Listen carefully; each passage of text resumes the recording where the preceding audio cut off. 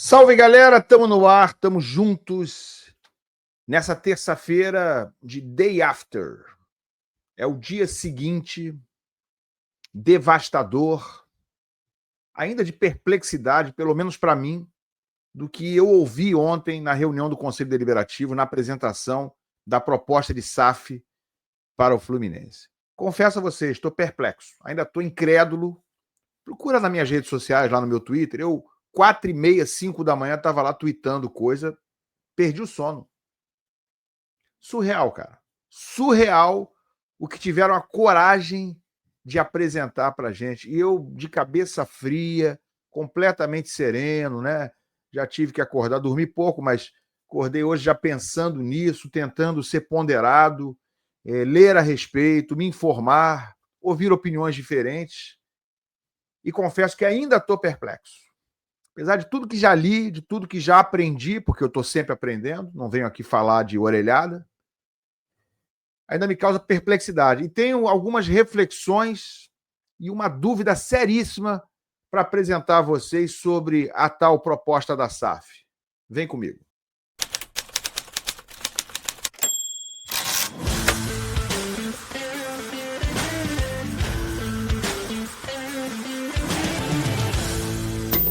O Paulinho procurou, colocou e entrou!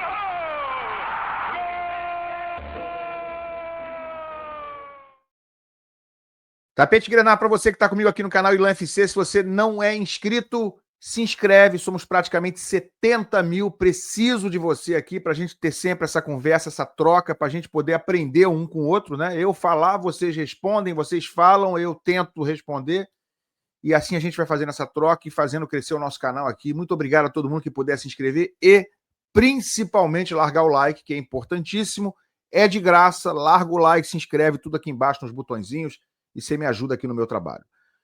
Bom, gente, SAF apresentada, ou proposta única apresentada. Primeira questão está aí. É a única proposta que foi apresentada, que foi levada a Conselho Deliberativo. Repito a informação que trouxe aqui 6 meses atrás. Não foi a única proposta levada ao Fluminense. Não foi a única que tentou fazer a sua proposta ser ouvida.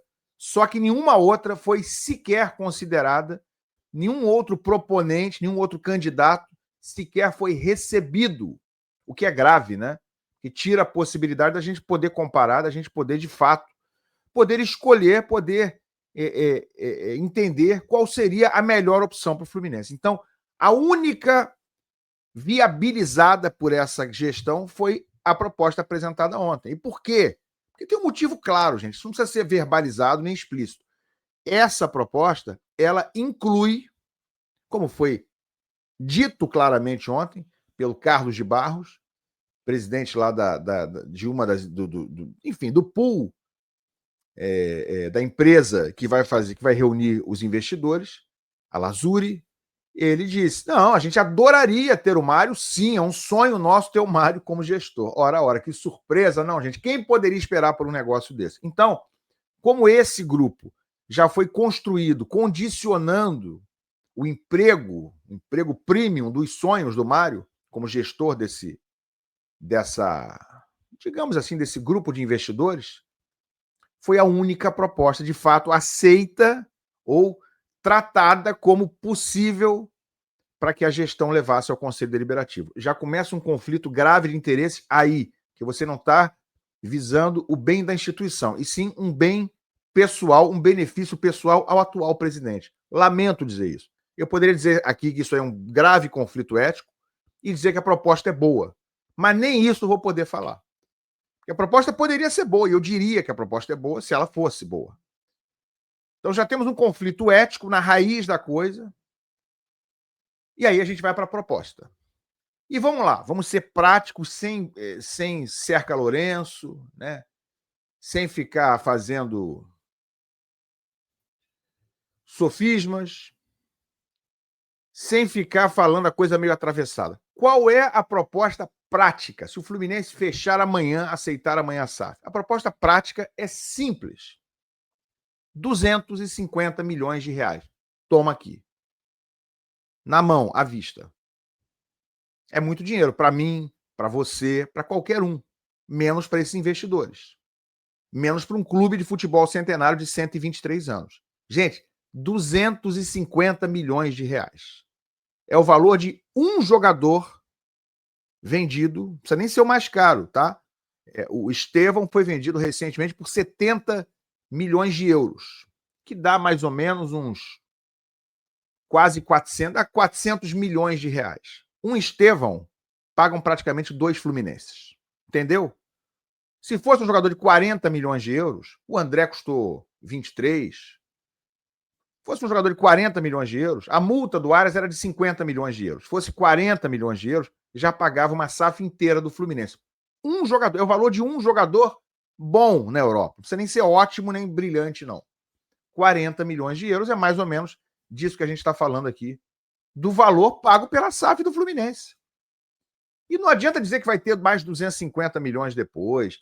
Não adianta dizer que é só 65%. Amigo, pagou os 250, o controle sobre o clube é dos investidores. Eles vão ter 65%. As decisões passam a ser deles. Eles serão os donos do clube, como disse o próprio Carlos de Barros, da Lazuri. Falou, ó, é um bem que a gente está adquirindo para os nossos filhos, para os nossos netos. Entendeu? A gente vai continuar sendo dono do clube daqui 10 anos. Os caras já estão se auto-intitulando donos do clube. Desce para vocês o Fluminense ter 40 donos multitrilhardários que estão interessados no lucro. Pode falar o que quiser, são tricolores, não duvido de nada disso. Mas eles não estão ali por causa da questão esportiva. Eles estão ali por causa do lucro. Não é por isso, não é por outro motivo que eles se tornaram bilionários, trilhardários, e nada contra. Parabéns para eles que atingiram esse sucesso graças à capacidade, ao empreendedorismo de cada um. Está tudo tranquilo. Isso é uma coisa, outra coisa é a gente falar sobre a venda do Fluminense. E por um valor precificado, avaliado por eles próprios, pelo BTG, de 1 bilhão 130 milhões de reais, seria o valuation total do Fluminense. Deixa eu começar por aí. Primeira coisa, por que é 1 bilhão 130 milhões? Porque é o valor colocado, é a etiqueta de preço colocada pelos próprios compradores. E pior do que isso, o comprador é alguém que o Fluminense contratou para fazer um valuation para o clube ganhar o máximo de dinheiro possível. Então, vamos ver se vocês entendem o negócio. O BTG foi pago pelo Fluminense para fazer um valuation e buscar naturalmente os investidores que pudessem pagar o maior valor possível. Não ele, BTG, pagar, como vai acontecer. Outros, terceiros, pagarem. E aí, qual é a etiqueta de preço que eles botaram no Fluminense? 1 bi 130. 1 bilhão 130 milhões. Qual é a etiqueta de preço real do Fluminense, segundo quem entende do assunto? Vamos começar por aqui, vamos começar pelo começo? Está aqui na tela para vocês verem a avaliação da Sports Value, que é reconhecida como autoridade em valuation e avaliação de clubes brasileiros. Essa é uma avaliação de novembro ou dezembro de 2024, fim do ano passado. Isso é importante eu dizer, vou explicar por quê. Então, mas olha aqui onde está o Fluminense. O Fluminense é o oitavo, ou era o oitavo, praticamente um ano atrás, clube com valuation acima de 2 bilhões 160. Então, nós já temos aí um desconto de 50%. Sabe quando você vai comprar um carro na concessionária, o cara fala assim, ó, esse carro custa 100 mil. Você fala, mas eu acho que ele vale 50. Você já se autoconcede um desconto de 50%. Por quê? Porque sim. Porque você achou que eu vou me dar um desconto de 50%. Então, o BTG, que é o principal comprador, na figura do seu principal acionista, do André Esteves, já disse o seguinte, Fluminense não vale 2,160, vale 1,130. Perceberam? É exatamente a metade do valuation da Sports Value. E eu vou colocar um item a mais. Isso aqui é do fim do ano passado. O Fluminense hoje vale mais. E por que vale mais? Porque de lá para cá, além de ter adquirido vários jogadores que são ativos, que são bens, que é patrimônio, e isso aí conta no valuation, né? Qual é o patrimônio do clube, incluindo ativos, e ele comprou vários jogadores, curiosamente, nessa temporada, então ele vale mais só por isso. Além disso aí, É um clube que acaba de ser quarto colocado na Copa do Mundo de Clubes. Vocês acham que isso aí não teve nenhum ganho de capital, ganho de imagem, ganho de fortalecimento do que representa o Fluminense na América do Sul e no mundo? Então, cara, fácil esse 2,160 do fim do ano passado, mas no mínimo, mas muito no mínimo, passou para 2,5 bi, pode botar aí 3 bilhões, se for feita agora no fim do ano a avaliação da Sports Vale. Então, um clube que vale, segundo a Sports Vale, para mim vale mais, tá? Muito mais. Isso aí não está levando em conta Xerém, a peculiaridade de Xerém, a fábrica infinita de talentos que é Xerém, mas vamos considerar que a da Sports Vale seja um número respeitável, referência, como é tratado em todo o Brasil. Eles dizem que é 2,60 no fim do ano passado. Hoje seria no mínimo 2,5 bi. Chega o BTG, pago pelo Fluminense, olha o tamanho do absurdo, e diz que vale 1,1, vale metade. E aí diz o seguinte, quem vai comprar sou eu, com mais os meus sócios aqui, meus amiguinhos aqui. A gente vai, esse negócio é da China. Esse BTG que ainda vai ser comissionado por essa venda. Os caras ainda vão ganhar comissão. Eles são contratados para fazer o valuation, para vender para outros. Aí eles fazem o valuation super subdimensionado, subvalorizado. Eles mesmos vão comprar e ainda vão ganhar comissão pela venda que eles não fizeram, que eles mesmos estão comprando. É o Chaves vendendo churros para ele mesmo. Vocês já viram essa cena? Olha aqui, eu vou botar na tela para vocês verem. Seu Madruga, me vende o churro, por favor. Claro, Chavinho, foi para isso que eu te dei o dinheiro, digo não. Bom, então está o seu churro. Seu Madruga, me vende outro churro, por favor. Quer que foi? Quer que há? Claro que sim. Então, aqui o dinheiro e põe o churro. E seu Madruga, aqui está, eu quero outro churro, dá o dinheiro. Então, aqui está o churro. Então, seu churro, aqui está o Madruga, não dá. Deu para entender? Eu acho que deu, né? O BTG está dos dois lados do balcão. E não só o BTG, o Mário também está. O Mário que já foi praticamente anunciado ontem pelo Carlos de Barros, representando os investidores, como sendo um sonho a contratação dele como CEO, uma surpresa imensa, ninguém esperava por isso, né, gente? Que coincidência. A única proposta aceita para ser apresentada pela diretoria é exatamente a única que certamente se comprometeu a botar o Mário como CEO. Então tá o BTG dos dois lados do balcão, ele vendendo para ele mesmo, ganhando comissão pela venda dele para ele. E tá o Mário também dos dois lados do balcão, deveria zelar pelo patrimônio, pela instituição, deveria ser guardião do Fluminense Futebol Clube, e não. Ele está fazendo campanha para os caras comprarem o Fluminense por 2 jujubas. O Mário ontem fez campanha para isso, defendeu e falou em tom assim meio jocoso, meio ameaçador no fim. Se os sócios acharem que não é a melhor coisa, se os conselheiros não acharem, tudo bem. A gente continua do jeito que está. Foi isso que ele falou. Tipo, a gente vai continuar nessa M. Foi mais ou menos isso. Como se o Fluminense precisasse virar SAF. Sabe o que precisa o Fluminense? Boa gestão. Sabe o que esses caras estão tentando fazer? Botar 2 jujubas, 250 milhões. Daqui até 2 anos, bota mais 250. É uma piada isso aí. É uma piada. Isso é o que o Flamengo ganha em 1 ano de patrocínio master. 1 ano! Fora todas as receitas do Flamengo, eles ganham em 1 ano, só para escrever aqui na camisa Betano, 250 milhões de reais. Em 1 ano. O Fluminense vai ser vendido pelo valor de 1 ano de patrocínio master do Flamengo? É sério isso? Sob as nossas vistas, sob os nossos olhos, pelas nossas barbas, isso aqui vai ser feita essa negociata e a gente vai assistir? Senhores conselheiros vão assinar esse troço, essa vergonha? Vão botar o nome nessa entrega do Clube Centenário?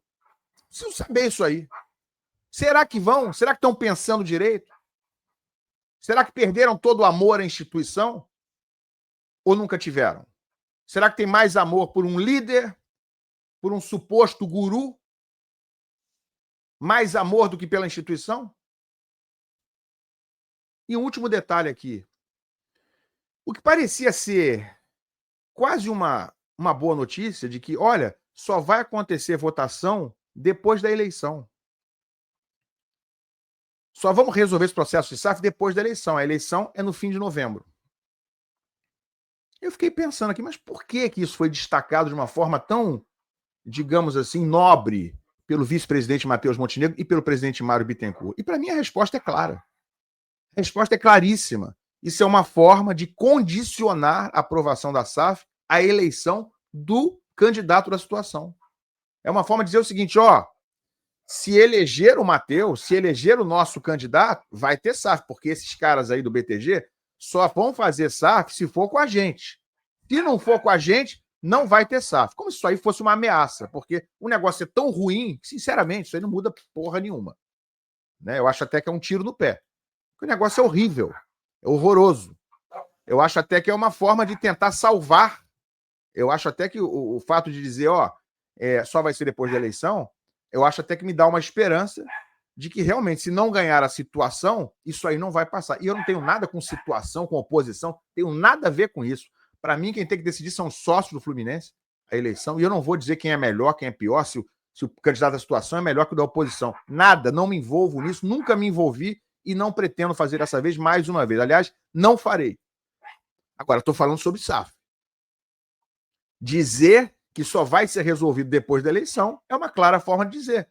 É uma clara forma de colocar na parede quem acha essa proposta maravilhosa para dizer o seguinte, ó, votem na situação, porque se não for eleito o candidato à situação, não vai ter essa SAF maravilhosa de 250 milhões de reais.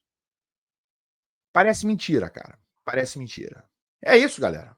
Tá na hora de cada sócio, conselheiro, torcedor, enfim, os proprietários do Fluminense, raciocinarem, pensarem com a razão, não colocarem acima da razão. Ah, me disseram que SAF é bom, depende da SAF. Ah, vou ter muito dinheiro. Vai ter muito dinheiro? Vai mesmo? Ou vai ter um monte de problema? Ou vai ter uma gestão desinteressada que só vise o lucro acima de qualquer outra coisa, mesmo sendo tricolores, os gestores que não apareceram nas horas difíceis, na hora que o Fluminense precisava realmente de um aporte, de uma injeção de dinheiro, de recursos. Agora não, agora está tudo mais ou menos tranquilo. Para mim, o clube não precisa virar SAF, precisa de boa gestão, que é isso que eles pretendem fazer. Dinheiro novo é 250 milhões de reais. Mais 250 em até 2 anos, que já dá para a gente entender como sendo algo do qual eles vão se beneficiar. Nos primeiros 2 anos já vão estar com receitas de patrocínio, de bilheteria, de direitos de imagem, de televisão, venda de jogadores. Com essa receita eles já se capitalizam, inclusive para pagar esses 250 milhões a mais do chamado dinheiro novo. Para mim, dinheiro novo é só o primeiro, é só os 250 milhões. E aí eles entendem que com boa gestão, boa governança, vão conseguir fazer o tal aporte, os aportes futuros de em torno de 640 milhões por ano, das receitas do próprio clube, geradas pelo próprio clube. Frutos de boa gestão. Para gerar essa receita toda, tem que ter boa gestão. E aí eu pergunto, então por que não fazer essa boa gestão sem vender o controle do Fluminense? É possível? Mas é óbvio que é. Para que pintar um quadro de que o Fluminense não tem como ser administrado, não é viável economicamente, se não for com SAF? Por que vai entregar o clube para ser bem gerido, se você pode fazer essa mesma boa gestão, mesmo que contrate profissionais para isso, sem vender o controle do clube, em troca de 250 milhões de reais? Isso aí vai resolver algum problema do Fluminense? De verdade? A longo prazo? Um clube que acaba de ganhar 350 milhões numa única competição em 20 dias? Faz sentido isso para você? Faz algum sentido? Me fala aqui nos comentários. Larga o like aí, a gente se vê. Valeu.